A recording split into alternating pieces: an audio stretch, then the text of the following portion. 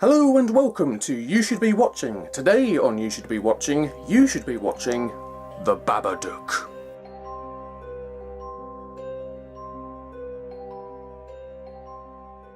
The Babadook is a 2014 Australian horror movie directed by Jennifer Kent, starring Essie Davis and Noah Wiseman. Davis, or Davies, however her surname is supposed to be pronounced, plays a mother looking after her troubled young son, played by Wiseman, in the wake of an immense tragedy that befell the both of them many years before, and through which she is still struggling through immense grief, and also through the frustration and exhaustion of looking after her young son, who is experiencing mostly abnormal behaviour in that he still believes in monsters, doesn't sleep at night, and makes homemade weapons and brings them into school, and other sorts of erratic behaviour that causes all manner of chaos in the life of the mother, trying to keep it all together in the face of what her son is doing, that she is trying her best to control, but she can't do as good a job of it as she would like to.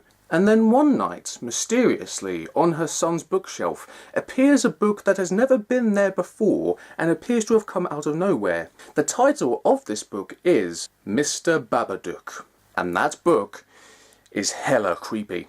And that's as much as I'm going to give away on the plot front, because it's best if you go into it not knowing that much about it, and especially don't watch the trailer. I mean, maybe you have at this point already by the time you're watching this, but it would be better not to have seen the trailer before seeing the film, because I hadn't seen the trailer before I went and saw it at the cinema, and it was a massively pleasant surprise. The most that I had known of the film before I went to see it was reading Empire's 5-star review of it, and thinking, well, this film's gotten 5 stars from them, it must be good, so let's go and have a look.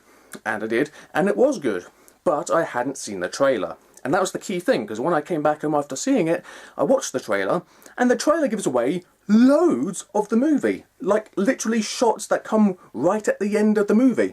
And it's not that good to do that, even though it seems to be the status quo in trailer making these days.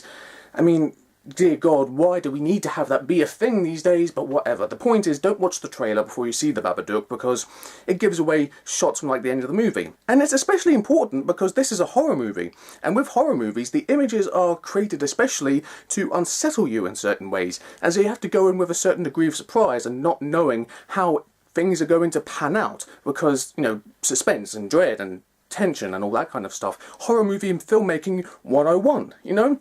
And having shots like that in the trailer kind of does ruin it if you see it in advance. So it's just my advice. You can ignore it if you want to. Just saying, that's how I would like to do it, how it would be preferable to me. But regardless of all that, for God's sake, Jack, just tell us if the movie's good or not.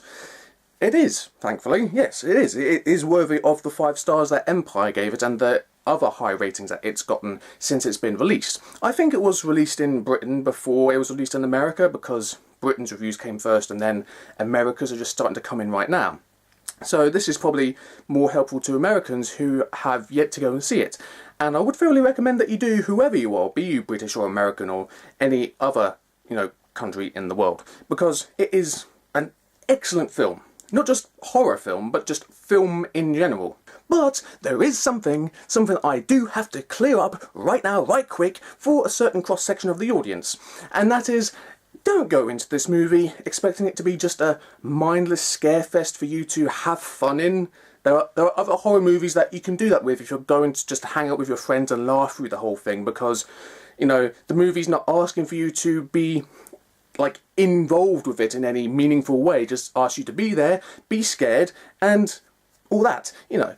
Which is what I found when I went to my screening of the film, and there were these 2 boys who were probably just old enough for the 15 rating, who were in the row in front of me, and all they did throughout the entire movie was just laugh the whole time. And oh, they were on their phones as well, if you can believe it, which is probably why they were laughing so much. They were looking at something else that they found far more interesting than the film that they were in the screening of and had paid money to see. So what was the point of you even coming into the movie if you weren't even going to fucking watch it? So if you're going to go into the movie and you're of a certain age where you just want to go and have fun with your mates and have a laugh in a screening of a film, especially because it's a horror movie and you're expecting to not have to be involved with it in any sort of way outside of just jumping along with the jump scares, this is not the movie to do that with. Okay? The reason for that is that this movie is very character driven. Like, more than most horror movies usually are. Most of this movie is focused solely on the mother and the son. There are some other characters around them, but for the majority of the movie, it is just them. And it focuses on their relationship. And it is very much a character study as well as a horror movie. And the biggest question that plagues you as an audience member watching the film, if you're involved with it in any way, and you're not just laughing along mindlessly, sorry, I know I keep focusing on that, it's just very annoying, but the point is that you watch the movie and you realise just how much it's like asking from you as an audience member, because you start to find yourself thinking about, wait a minute, is this movie a straight horror movie, or is this a psychological study of a woman slowly going insane because of her circumstances? And is this insanity going on, or is this true supernatural horror and terror? And almost the entire film is that high wire act, always balancing that line between, is this real or is this fantasy? As in, is this something that's really happening to these characters, or is this something that we're just seeing from the perspective of a character who is psychologically scarred? And I myself, I'm not going to tell you which of those two things it actually is, because I think it's better to go in and not be quite sure of it yourself, because it straddles that line between those two modes of thinking, of viewing the film. In fact, it makes you harken back to two classics of the horror genre, and I do not say these titles lightly, because this is how good the movie is, that it makes you able to make these comparisons.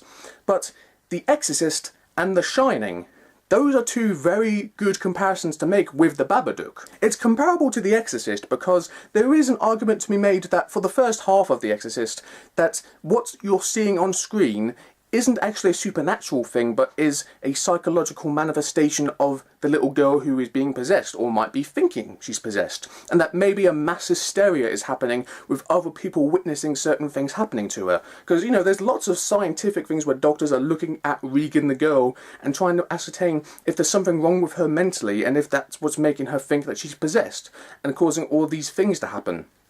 And then there is a certain point in The Exorcist where it's definitely not psychological, it's definitely supernatural, and so The Babadook is a bit like that. It's also comparable to The Shining because The Shining also does that thing of walking that high wire act between you not being entirely sure where the line is between it being a manifestation of the main character being psychologically scarred in some way, or if it is actually supernatural, and it keeps going between the lines and blurring it all throughout the film, right until the very last shot.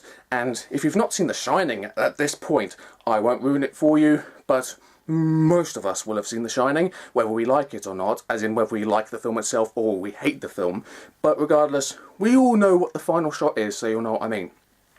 As for The Babadook, it is just an incredible film, and the two lead characters, the mother Essie Davis and the son Noah Wiseman, give two fantastic performances. She gives one that is awards worthy, but she probably won't win any substantial awards because, you know, the Oscars are bullshit.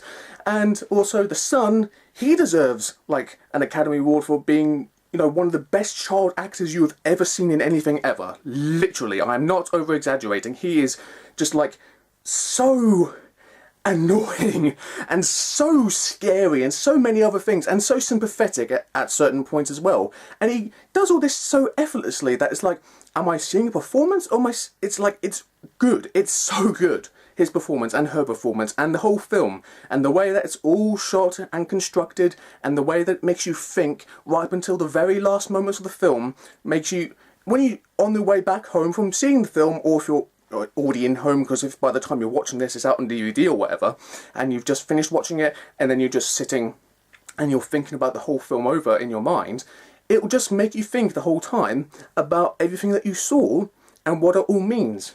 And that's rare for a horror movie to do, where it works both as being a very scary film, but also as being a character study and something that's really thought-provoking and makes you think about everything that you saw. And I'm just rambling here and saying the same things over and over again. The point is, The Babadook is excellent, and if I had a rating system, I would suppose I would give it 5 stars too, but I need to figure out something more unique in terms of my rating system, if I can think of anything ever. At some point, I don't know. I'm sweating far too much. Why does this always happen when I make videos?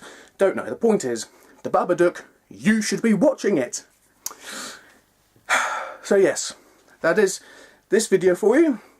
And just a final thought. The pop-up book that is in the film, Mr. Babadook, which is what the film gets its name from, is really, really creepy. It really is. If you've not seen what it looks like in the trailers or images or anything else, when you go into the movie, you'll see what I mean when you see just how creepy it is. And then you'll come out of it thinking, you know, that's one of those kind of movie props that you want to own, but at the same time, in the context of the movie, it really wouldn't be good if it wasn't real life, because it would make you really scared about it being real and... Oh, right, they are making the book in real life now. Drat. I'm probably going to buy it, you know, just as a bit of memorabilia. I just hope that doesn't have any adverse consequences or anything. What the hell? Sorry folks, I have to go and find a light bulb or something. Bear with me. Where am I going? Ow. Where am I going?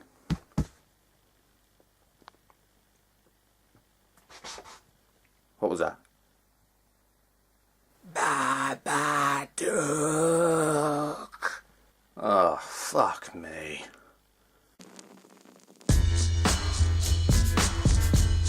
So, you've come this far into the video, but I must warn you that you have ventured into the spoiler zone. Picture a world of sight and sound. No, I'm just doing Good Morning Vietnam references now. R.I.P. Robin Williams. So, yes, if you've come this far into the video, that means you've either seen the film that this video is about, or you don't give a shit about seeing the film, and therefore do not care about seeing the spoilers. Either way, this bit is for you. So after I saw The Babadook at the cinema, I watched Chris Stuckman's review of The Babadook, which he seemed to see before most other people. Perhaps because he's a more proper film critic, I don't know. Point is that I watched his review of it, and then I left a comment underneath his video. And that is what I'm going to read from now. Don't go back up, thank you, of what I thought about the film, which I dubbed The Babadook Spoiler Warning. And I'm reading from this comment because I was able to express my thoughts on the film much more eloquently than I possibly could trying to say it verbally to you now. So I'll refer to past me's written eloquence and just read to you here. So here goes, here are my thoughts. I'm so happy you brought up the grief/depression angle of the film as well.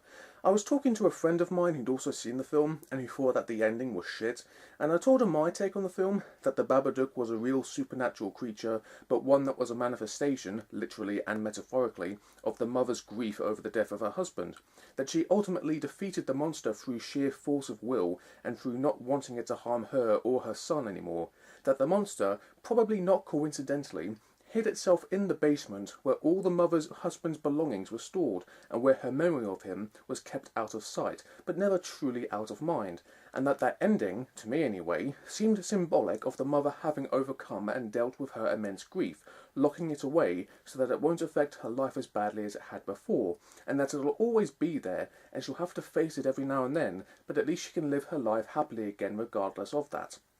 And my friend was like, whoa, yeah, that makes total sense. I need to start looking into things more instead of being like, really? She feeds it worms? Of course, I'm not at all suggesting that what I said is the correct way to ultimately interpret the movie. Everyone who watches it will probably view it differently in one way or another. Still, I wish the two teenage boys in the row in front of me at the cinema had stopped giggling for 5 fucking seconds so that they could see something deeper about the film. So yeah. This has been The Spoiler Zone.